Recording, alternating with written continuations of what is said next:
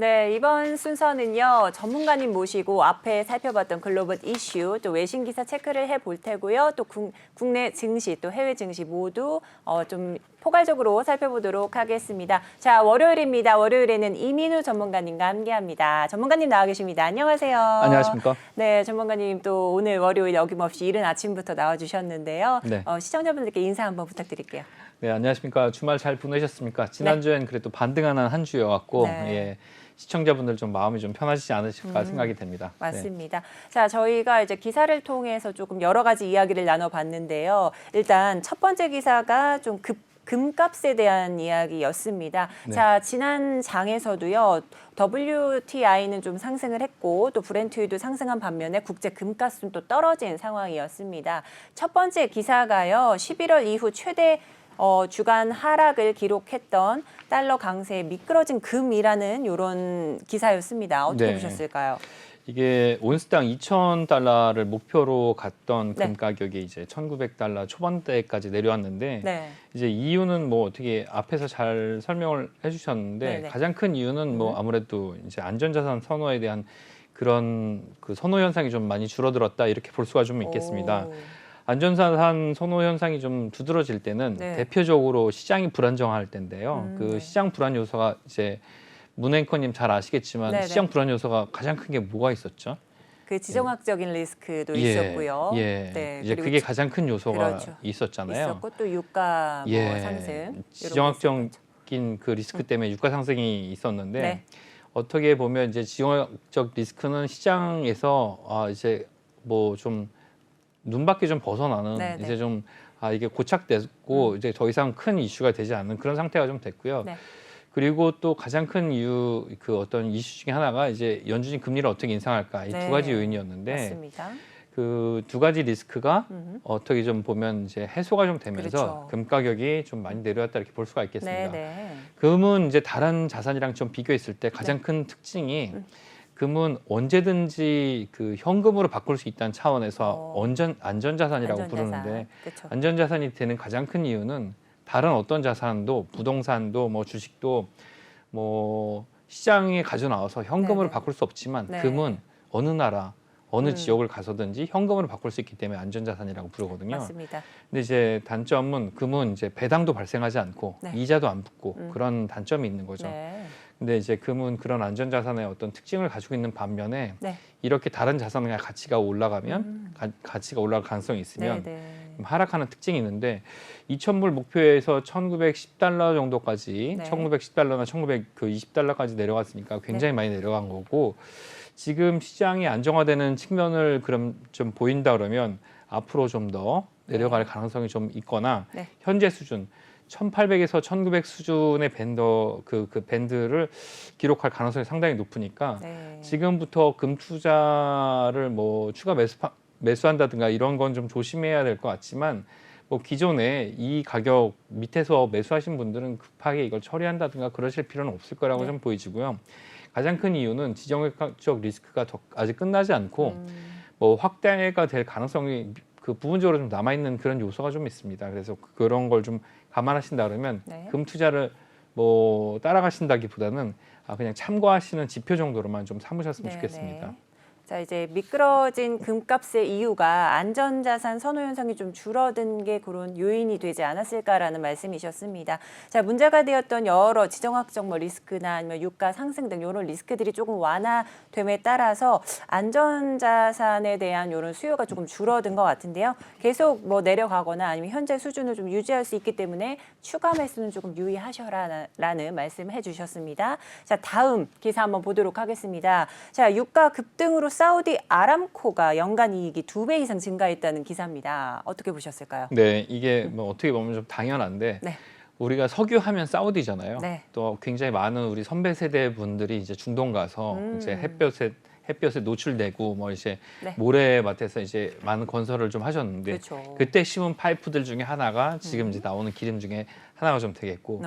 근데 이제 상식의 측면에서 시청자분들도 그렇고 뭐 네. 문앵커님께 제가 여쭤봐드리면 네. 가장 많은 석유 매장량을 가지고 있는 나라는 어딜까요? 아무래도 아랍 쪽 아닐까요? 아랍 쪽이라고 생각하는데 가장 석유를 많이 가지고 있는 나라는 네. 지금 가장 가난한 나라 중에 하나, 문제가 되고 있는 나라, 네. 베네수엘라입니다. 베네수엘라요. 예. 네네. 예, 단일 국가로 전 세계에서 가장 많은 석유량을 가지고 있는 나라가 베네수엘라입니다. 네. 예.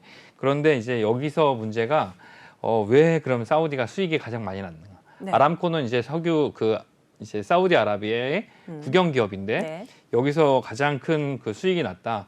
그럼 석유 가격이 이제 연초에 뭐 60불대 후반이었는데 70불 가까이였는데 지금 2배 가까이 한번 올라왔었잖아요. 네. 근데 전반적으로 이제 뭐 브렌트유나 그 뭐 WTI 그 크루드유 같은 경우는 100불 정도 그 정도 수준을 보이고 있는데 여기서 뭐 2배 정도 수익이 났다. 뭐 작년 올해 뭐 이렇게 2배 정도 수익이 났다 이렇게 네. 봤을 때 왜 그러면 이제 사우디만 2배가 났냐? 보면 사우디는 이제 원유가 묻혀져 있는 그 지층이 굉장히 낮은 편입니다. 그래서 원유를 시추하는데 뭐 베네수엘라 같은 경우는 그 시추하는데 드는 비용이 40에서 50불 정도 든다 그러면 사우디는 10불 정도 듭니다. 배럴당. 그냥 땅에 이제 파이프를 꽂으면 기름이 나는 거죠. 네. 그렇게 되니까 실제로 판매했을 때 수익이 나는 지점이 30불만 넘어가면 그때부터 수익이 나는 거예요. 그러니까 뭐 지금같이 고유가가 그 지속이 된다 그러면 가장 많은 수익을 볼 수 있는 나라는 사우디가 되는 거죠. 네. 예, 그러니까 뭐 고유가라고 한다 그러면 뭐 70불 이상 80불이 넘어간다 그러면 고유가라고 얘기할 수가 있을 텐데 고유가는 뭐 예전에도 그 이제 금융위기가 오고 나서 한참 유럽 금융위기 왔을 때도 뭐 130불이 넘어갔을 때도 고유가였었는데 100불이 네. 넘어가면 굉장히 높은 가격이라고 볼 수가 있는데 네. 전반적으로 이 정도 가격이 유지된다 그러면 이렇게 이제 BEP, 그러니까 원유를 뽑아내는 기준 가격이 낮은 국가들은 굉장히 유리하다고 볼 수가 있는 거죠. 그러니까 네. 사우디 같은 국가, 특히 아람코 같은 그런 이제 국영 산유 기업 같은 경우는 굉장히 수익을 많이 볼 수가 있고요. 대체적으로 이렇게 기름값이 높을 때는 중동 상류 국가들이 굉장히 낮은 그 원유 원가 때문에 높은 그 이제 수익을 낼 수 있다 이렇게 볼 수가 있고 이렇기 때문에 뭐 그 이제 중동뿐만 아니고 미국의 셰일가스 업체들도 네. 신규로 지금 뭐 셰일을 뽑아내라 미국의 어떤 압력을 좀 받고 있는데 이런 것 때문에 전반적으로 그 원유 생산량을 좀 늘려가고 있다 이렇게 좀 볼 수가 있고요. 네. 이게 원유 가격이 위로 상방하는데 어떤 그 상방의 어떤 압력을 눌러주는 그 어떤 그 경직성을 좀 갖고 있다 이렇게 볼 수가 있겠습니다. 네, 맞습니다. 이제 타국에 비해서 이제 사우디는 원유 시추 시에 적은 비용으로 좀 채취가 가능하기 때문에 가장 큰 수익을 낼 수 있는 국가입니다. 따라서 그래서 이 같은 기사가 나오지 않았을까라고 지금 저희가 짐작을 해봅니다. 자, 다음 기사 한번 보도록 하겠습니다. 자, 원로 연준 이사가요. 반쪽짜리 금리 인상이 조금 더 필요할 수 있겠다라는 언급을 했습니다. 네. 네, 반쪽짜리라는 죄송합니다. 반쪽짜리는 표현이 좀 재밌는데 네. 아마 1%는 한쪽짜리고 그 0.5%는 반쪽짜리다 그런 것 뭐 같아요. 이런 말인 것 같아요. 네. 네, 이제 보통 그 0.25%씩 올라가는 거 그렇게 금리 인상을 하는 것을 네. 보통 얘기를 할 때 이제 스몰 스텝이라고 얘기하고 0.25%보다 큰 뭐 0.5%나 1%씩 올리는 것들을 네네. 빅 스텝이라고 얘기를 한다 그러면 지금 그 이제 연준 이사가 얘기한 그 이제 뭐 0.5%는 네. 빅 스텝으로 얘기를 할 수가 있을 것 같아요. 지금 이렇게 얘기하는 가장 큰 이유는 연준이 처음에 얘기했던 물가 상승은 일시적이고 뭐 잡을 수 네. 있고 통제를 할 수 있다 뭐 이렇게 생각했던 것들이 그렇지 않은 요소가 가장 큰 것 같아요.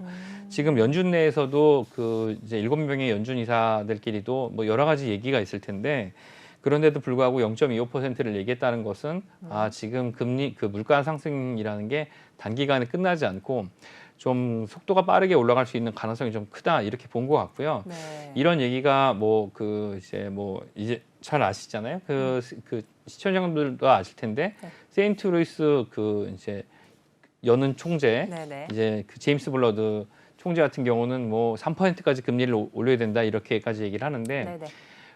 그런 매파적인 그런 얘기가 뭐 그 이런 이사회에서도 나왔다는 얘기는 이 지금 물가가 뭐 2월 달에 7.9%를 피크로 찍고 내려가는 게 아니고 더 올라갈 수 있다는 그런 걸 좀 보고 있는 걸로 보고 있고요.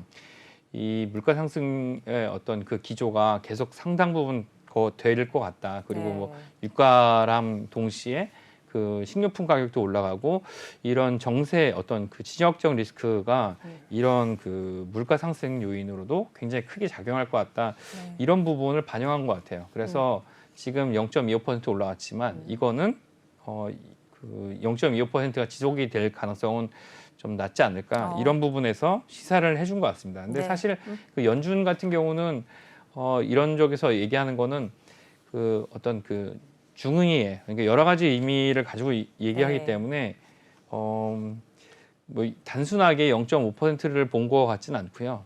0.5%가 아니고 연내 금리 인상폭이 상당히 커질 수 있다. 이런 거를 내포하지 않았을까? 그런 생각을 좀 해봅니다. 네. 자, 연준 이사의 반쪽짜리 금리 인상이라는 이 멘트가 이제 빅스텝으로 좀 봐야 할 것 같다는 이런 제시해 주셨습니다. 자, 그리고 물가 상승이 단기간으로 끝나지 않을 것으로 보이기 때문에 이 같은 월러 이사의 발언이 좀 기사화되지 않았을까 이런 의견도 주셨습니다. 자, 네 번째 기사 한번 보도록 하겠습니다. 포르쉐 관련한 기사인데요. 애플카 주인공이 될까라는 좀 흥미로운 이런 제목이었습니다. 네. 뜬금없는 얘기죠, 사실. 예, 뜬금없는 얘기고 네.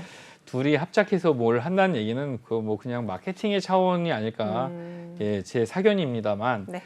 그 애플카가 찾는 그런 이제 그 자동차 회사는 완성차 회사는 흥하이전자 같은 회사죠. 그러니까 폭스콘 같은 회사죠. 그러니까 저임금으로 싸게 애플의 브랜드 로고를 찍어서 만들 수 있는 OEM 회사를 찾고 있는데 뭐 포르쉐가 만나서 했던 얘기가 타이칸 같은 그 전기차에 애플 카플레이 같은 게 들어있다 얘기를 하는데 애플 카플레이가 뭐 최근 2, 3년 사이에 안 들어있는 차가 사실 없지 않습니까? 네네. 이제 애플 카플레이뿐만 아니고 안드로이드 그 플레이도 다 들어있으니까 그런 것들 얘기를 했다는 건 그냥 그 만나서 그런 얘기를 했다 이런 것뿐이고 뭐 사실 전기차라고 포르쉐가 내놨던 그 타이칸 같은 경우는 그 사용자들로부터 뭐 가루가 되게 까이고 있는데 네. 그게 무슨 야 그거 뭐 현대 코나나 뭐 아니면 무슨 그 EV6보다도 못하고 그걸 어떻게 1억 몇천 2억 가까이 주고 사냐 네. 뭐 그런 얘기가 나올 정도로 지금 엉망인 상황인데 아마 애플이랑 이런 얘기를 했다는 거는 그런 부분에 있어서 좀 그 커버를 하려고 했던 얘기가 아닌가 싶고 둘 다 그 포르쉐는 굉장히 그 자기 브랜드에 대해서 자부심이 있는 그런 회사이기 때문에 애플의 하도급 회사로 들어가서 제조를 하지는 않을 것 같고요. 네. 또 애플 같은 경우는 그 대량 생산을 많이 해서 그 자기의 브랜드 로고를 박아서 그래서 그걸 팔려고 하는 것 같아요. 그리고 또 애플의 자동차 사업부는 얼마 전에 그 팀을 해체했기 때문에 당장 그 자동차 그리고 또 뭐 자율주행 자동차를 만들려고 하는 것 같지는 않아요. 2025년에야 다시 뭐 전기차와 그 자율주행 자동차를 만들겠다고 그렇게 발표를 한 걸로 봐서는 지금 포르쉐와의 회동이 뭔가 어떤 작업을 위해서 나온 것 같지는 않고 그냥 어떤 수준의 지금 이런 브랜드들이 고가 브랜드들이 그 여기까지 왔는지 기술 수준이 왔는지를 얘기한 것 같습니다. 그래서 그 실제로 애플카가 뭐 다른 완성차 업체랑 뭐 제품을 내놓는다 그러면 이 정도 수준의 회사들이 아니고 그 좀 영업이익이 거의 나지 않는 네, 네. 생산 설비를 많이 가지고 있지만 뭐 자기 브랜드가 굉장히 미약한 회사들을 상대를 해야 되기 때문에 뭐 이제 생산 규모로는 시장 점유로는 전 세계 탑5 안에 드는 뭐 현대기아차 밑에 있는 회사들 뭐 탑10도 아닐 것 같아요. 네. 그 밑에 있는 회사들이나 뭐 그런 회사들을 상대했을 때 아마 그 현실화 될 것 같고요. 포르쉐를 만났다는 거는 아마 서로에게 도움이 되는 마케팅 차원의 어떤 내용이 아니었을까 이런 생각이 좀 듭니다. 네네. 자, 이제 본인들 브랜드에 이제 자부심이 강한 포르쉐이기 때문에 뭐 애플의 하도급으로 들어가진 않을 것이며 또 애플 역시 완성차 업체와 본격적인 뭐 사업 착수 이런 논의보다는 단순한 그냥 회동으로 끝났던 또 마케팅 차원의 조금 해프닝이 아니었을까라는 말씀해 주셨습니다. 자, 그러면 계속해서 우리 좀 시장 이야기를 좀 해보도록 하겠습니다. 네. 자, 해외 지금 뉴욕 증시가 3대 지수 네. 모두 상승 랠리로 마감을 한 모습입니다. 네, 지난주는 이제 뭐 그동안 하락을 다 복구하고 올라온 그런 모습을 좀 보였는데요. 네.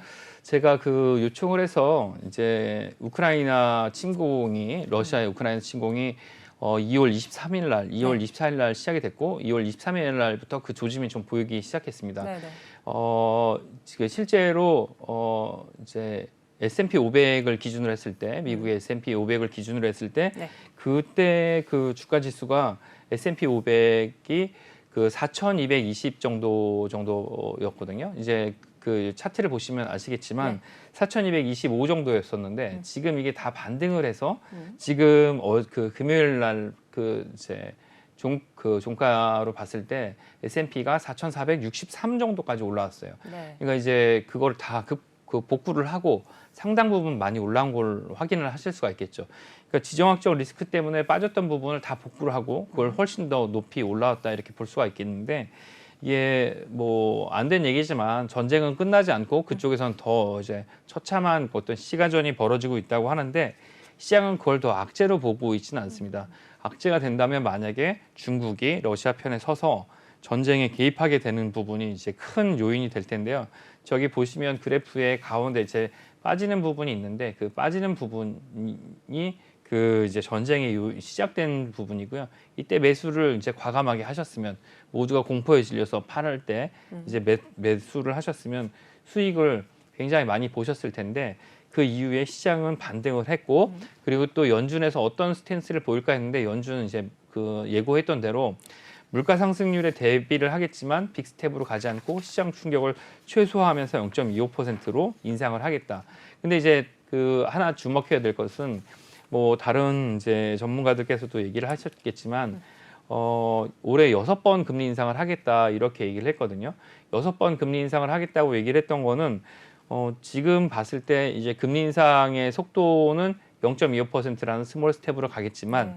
금리 인상의 1년 전체로 봤을 때 금리 인상 폭은 적지 않을 것이다 이렇게 보는 거죠. 근데 금리 인상을 하게 되는 이 정도의 가장 큰 폭은 이제 물가 인상이 되게 되는데 인플레이션 조짐이 적지 않겠다는 건데 네네. 물가 인상의 그 가장 큰 이유는 지금 이제 원유 가격이고 원유 가격이 계속 올라가게 된다면 지금 가격을 유지하게 된다면 시장에 오는 충격은 적지 않을 것이다. 근데 이제 원유 가격이 이 정도 유지되지 않는 뭐 130불까지 올라갔던 원유 가격이 유지되지 않는 그 이유는 두 가지로 볼 수가 있어요. 두 가지가 어떤 거냐면 오펙이랑 오펙 플러스가 원유를 굉장히 많이 공급하겠다 이런 게 있고 지금까지 시장에서 원유를 공급하지 못했던 이란이 제재를 해제하면서 네. 원유를 공급한다는 요인이 있고 또 베네수엘라도 미국의 제재를 받아서 원유를 공급하지 못했는데 베네수엘라도 미국이 풀어줄 가능성이 있으면서 네. 또 하나는 중국이 가장 큰 원유 소비의 축이었던 중국이 경기 침체의 모습을 좀 보이고 있어요. 어떤 그 경기 성장이 뭐 7%에서 6%, 6%에서 5%대까지 내려오면서 원유 소비량이 줄어들 것 같은 그런 모습을 좀 보이고 있습니다. 그래서 그런 모습 때문에 원유 소비량이 줄어들지 않을까, 수요 총량이 줄어들지 않을까 하는 모습 때문에 전반적으로 봤을 때 원유 가격이 하락하지 않을까 이런 요인으로 판단하고 있는 부분이 좀 있고요. 네. 그리고 또 시장이 올라온 거에는 그 고맙게도 그동안 폭락했던 이제 중국 당국으로부터 굉장히 큰 제재를 받아서 좀 폭락했던 중국 기술주가 반등한 부분이 좀 있어요. 그래서 그런 부분으로 봤을 때 시장에 어떤 호재가 되는 요인이 좀 있었다. 이렇게 좀 볼 수가 있고요. 네. 이게 국내 시장에도 그 심리적 안정을 좀 주면서 그런 긍정적인 영향을 끼쳤다고 좀 볼 수가 있겠습니다. 네, 뉴욕 증시 3대 지수 랠리 요인이 아무래도 이 지정학적 리스크, 그러니까 러시아, 우크라이나 이런 사태들의 진정 가능성을 조금 보면서 그와 함께 중국 기술주의 반등이 이제 그 시장에 조금 호재로 작용을 해서 네. 이런 지수들이 모두 반등을 하지 않았을까, 아니면 랠리를 계속해서 펼쳐나가지 않았을까라는 말씀해 주셨습니다. 자, 그러면 계속해서 지금 국내에 네. 이러한 요인들, 이런 이슈들이 국내 증시에는 또 어떤 영향으로 미칠 수 있을까요? 네, 국내 증시로 봤을 때는 네. 이제 대표적으로 수출 기업 같은 경우는 중국 경기가 침체가 된다 그러면 대기업 중심의 그 증시 상황은 네. 그렇게 호전이 될 가능성은 좀 낮다고 보여집니다.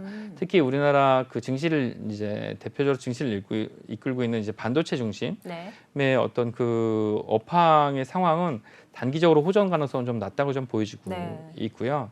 오히려 그동안 이제 많이 눌려 있었던 건설이나 아니면 소비재 이런 것들의 어떤 가능성이 반등 가능성이 좀 높다고 좀 볼 수가 있겠습니다. 네. 그리고 특히 이제 지금 이제 지정학적 리스크가 높아지면서 네네. 지금 뭐 많은 주목을 받고 있는 방산주들 있지 않습니까? 뭐 하나든 뭐 아니면 LG 넥슨이든 네. 이런 것들의 어떤 방산주들에 대한 기대감이 좀 커지고 있는데 네. 일단 기대감이 커질 때는 빠져나와 있다가 기대감이 꺼질 때 한번 다시 보시는 게 좀 좋을 것 같은데 네네네. 실제로 그 좀 뭐 좋은 요인들이 있어요. 뭐 저기 뭐 그 이제 카이 같은 경우는 뭐 올해 그 FA50 같은 게 뭐 그 더 추가적으로 수주가 되는지 네. 또 뭐 하나 같은 경우는 이제 뭐 그 이제 호주에 수출하고 있는 레드백이나 아니면 뭐 그 인도에 이제 수출하고 있는 그 뭐 자주포 같은 경우가 더 늘어날 것인가 하는 그런 이제 방산 부분의 어떤 요인들이 있고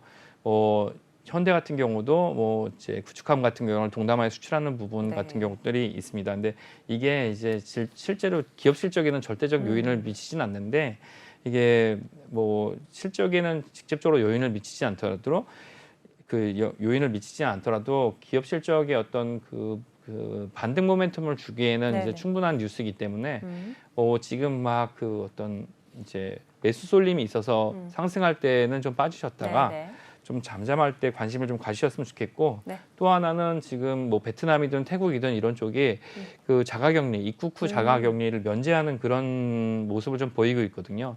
그래서 그 위드 코로나 그러니까 뭐 아니면 애프터 코로나라고 불 수 있는 그런 이제 리오프닝 부분 이제 여행이나 이런 부분에 대해서 관심을 좀 가져보실 때가 됐습니다. 그래서 이 항공이나 여행주에 대해서 국내에서도 그런 부분에 대해서도 좀 관심을 좀 가져보시면서 여기에 이제 지나치게 실적 대비해서 이제 주가가 많이 오른 부분이 있는데 우리가 보통 얘기하는 그 눌림목이라는 그런 부분에서 네.